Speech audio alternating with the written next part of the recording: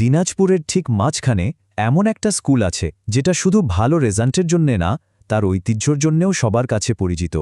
হ্যাঁ, police line উচ্চ বিদ্যালয়। তো চলুন আজ আমরা এই স্কুলটার একদম শুরু থেকে এখন পর্যন্ত পুরো জার্নিটা একবার দেখে আসি।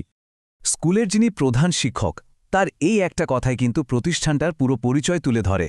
উত্তরবঙ্গের একটি অন্যতম ঐতিহ্যবাহী শিক্ষা প্রতিষ্ঠান। কথাটা কিন্তু এমনি এমনি বলা হয়নি। এটা শুধু ইট পাথরের বিল্ডিং নয়, বরং বছরের পর বছর ধরে তৈরি হওয়া একটা আস্থার জায়গা। তো প্রশ্ন হলো, কি এমন ব্যাপার আছে যে এই স্কুলটা দিনাজপুরের একটা ঐতিহাসিক প্রতিষ্ঠান হয়ে উঠল? চলুন আমাদের আলোচনার প্রথম ধাপে এর গোড়ার কথাটাই একটু খুঁজে বের করি। দেখুন, যে কোনো স্কুলের জন্যই তার পরিবেশটা কিন্তু খুবই জরুরি। আর এই জায়গাতেই পুলিশ লাইন উচ্চ বিদ্যালয় একদম আলাদা। ভাবুন তো, পুলিশ লাইন্সের ভেতরে মানে একটা সুপার সিকিউর আর ডিসিপ্লিনড একটা জায়গার মধ্যে এর অবস্থান, এটা তো এমনিতেই ছাত্রছাত্রীদের পড়াশোনার জন্য একটা পারফেক্ট পরিবেশ তৈরি করে দেয়। কিন্তু সব বড় গল্পেরই তো একটা শুরু থাকে, তাই না? চলুন এবার একটু অতীতে ফিরে যাই, দেখি কিভাবে একটা ছোট্ট চিন্তা থেকে আজকের এই বিশাল প্রতিষ্ঠানটা জন্ম নিল। যে কোনো বড় উদ্যোগের পেছনেই কিন্তু কিছু স্বপ্ন দেখা মানুষের হাত থাকে, এখানেও ঠিক তাই। ব্যাপারটা শুরু হয়েছিল ৯০-এর দশকে, যখন পুলিশ কর্মকর্তাদের মধ্যে একটা ভালো মানের স্কুলের চিন্তা আসে, আর সেই চিন্তাটাই ১৯৯৩ সালে সত্যি হয়ে ওঠে। এই পুরো যাত্রায় দুজনের নাম না বললেই না। একজন হলেন তখনকার পুলিশ সুপার জনাব আব্দুল মোত্তালেব। উনি কিন্তু ভিত্তিপ্রস্তরটা স্থাপন করেছিলেন আর মূল বিল্ডিংয়ের দোতলার কাজ শেষ করেন। এরপর আসেন জনাব ময়নুল হক, যিনি কাজটাকে আরও এক ধাপ এগিয়ে নিয়ে যান। ৩ তলার কাজটা উনিই শেষ করেন। বলা যায় তাদের হাত ধরেই আজকের এই প্রতিষ্ঠানটা দাঁড়িয়েছে। আচ্ছা, একটা ভালো প্রতিষ্ঠান তো আর এক জায়গায় থেমে থাকে না, তাই না? সময়ের সাথে সাথে তাকেও বড় হতে হয়। তো আমাদের তৃতীয় পর্বে আমরা দেখব পুলিশ লাইন উচ্চ বিদ্যালয় কিভাবে ছাত্রছাত্রীদের বাড়তি চাপের সাথে তাল মিলিয়ে নিজেদেরকে আরও বড় করে তুলেছে। কিন্তু এই বড় করার দরকারটা পড়ল কেন? উত্তরটা কিন্তু খুবই সোজা। স্কুলের জনপ্রিয়তা। মানে বছর বছর এত ছাত্রছাত্রী ভর্তি হতে শুরু করল যে আরও ক্লাসরুম, আরও জায়গা দরকার হয়ে পড়ল।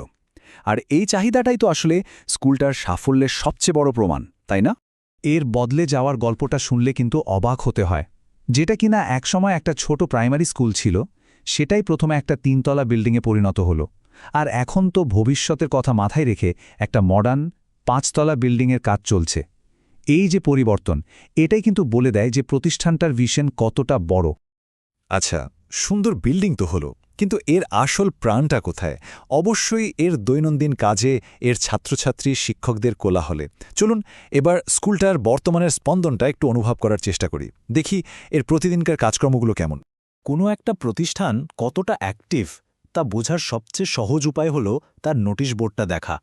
আর এই স্কুলের নোটিশ বোর্ডটা দেখলে মনে হবে যেন এটা সারাক্ষণ সচল।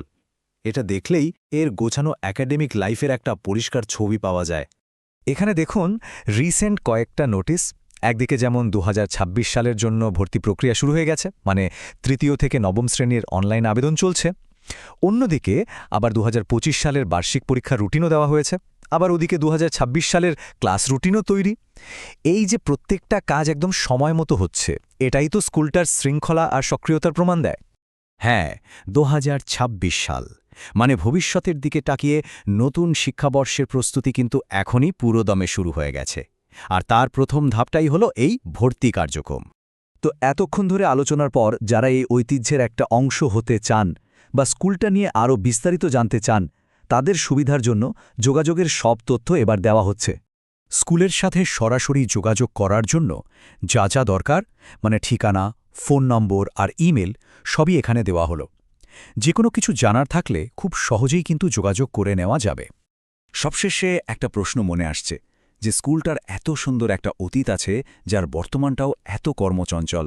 সেই প্রতিষ্ঠানটা আগামী দিনে আমাদের শিক্ষা ব্যবস্থাকে আরও এগিয়ে নিতে আর কি নতুন ভূমিকা রাখতে পারে? এর উত্তরটা হয়তো সময়ই আমাদের বলে দেবে।